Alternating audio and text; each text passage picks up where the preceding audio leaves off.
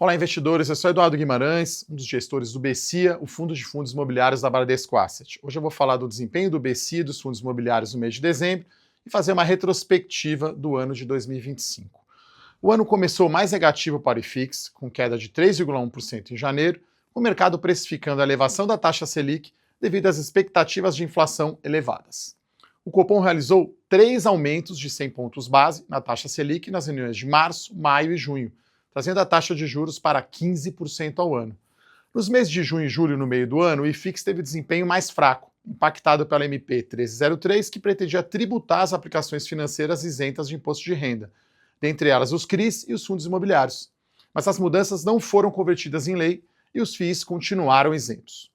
O ano terminou mais positivo, com a inflação medida pelo IPCA de 4,26% ao ano em 2025, dentro do intervalo da meta.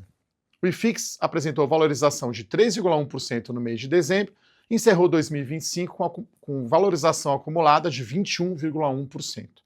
O bom desempenho do IFIX pode ser explicado pela aproximação do início do ciclo de cortes da Selic, esperada para março de 2026. O juro real também continua no patamar elevado, e a taxa de 10 anos fechou o ano em IPCA mais 7,4% ao ano, sendo que a queda dessa taxa representa uma oportunidade de valorização para os FIIs. Lá nos Estados Unidos, o Fed, no último ano, realizou 3 cortes de 25 pontos base na taxa de juros, para um intervalo de 3,75% a 4% ao ano, o que auxilia no início do ciclo de corte de juros aqui no Brasil. O Fed deverá continuar com os cortes de juros em 2026. Falando agora sobre a carteira, em dezembro a gente elevou a participação dos fundos de tijolo em cerca de 2 pontos percentuais para 62% do PL, com redução dos recebíveis imobiliários para 38% do PL. No decorrer do ano, a participação dos FIIs de tijolo teve um aumento relevante, de 48% em março para 62% em dezembro.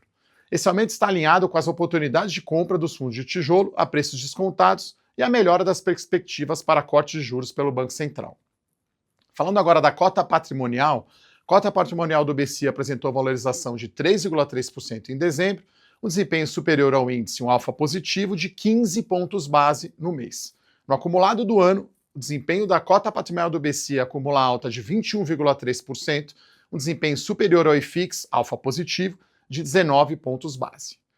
Explicando agora, o alfa do mês, a principal contribuição positiva para esse desempenho superior ao IFIX em dezembro veio do setor de lajes corporativas, em fundos que a gente tem posição relevante, que tiveram ótimo desempenho no mês, o RCRB e o HGRE. Por outro lado, o destaque negativo veio do fato da gente não ter exposição ao Fundo de Desenvolvimento TEGAR e ao Fundo Multiestratégia BTHF. Esses fundos tiveram desempenho superior ao IFIX no mês. Quando a gente olha para o ano, o que explica esse alfa positivo no ano?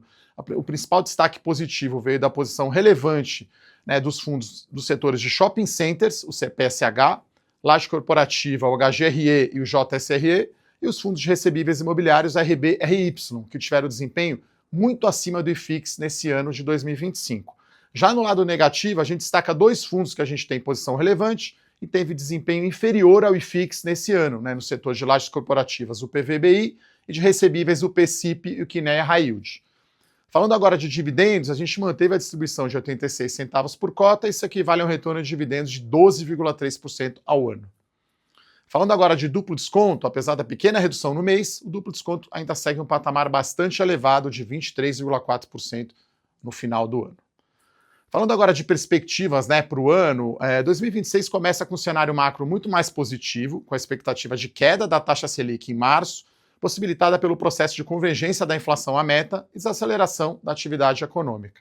A queda da taxa de juros é um importante catalisador para a elevação dos preços dos FIIs de tijolo. Entretanto, será necessário cautela na alocação da carteira, pois 2026 será um ano de incertezas e volatilidade no mercado devido às eleições presidenciais no Brasil. A gente acredita que o cenário continua muito otimista para fundos imobiliários em 2026, com queda na taxa de juros, FIIs com fundamentos muito sólidos e desconto relevante, com potencial ganho de capital. Apesar dessa alta de 21% no IFIX em 2025, ainda há opções de FIIs de tijolo negociando com descontos relevantes. Por exemplo, o IFIX de tijolo encontra-se com um desconto médio de 10% em relação aos seus valores patrimoniais. Aqui é o múltiplo PVP de 0,9 vezes. A carteira do BCIA está muito bem posicionada para esse cenário de queda na taxa de juros, com participação de 62% nos FIIs de tijolo e 38% nos fundos de recebíveis. Desejo a todos um ótimo 2026. Podem contar conosco. Obrigado pela confiança e até a próxima. Tchau, tchau.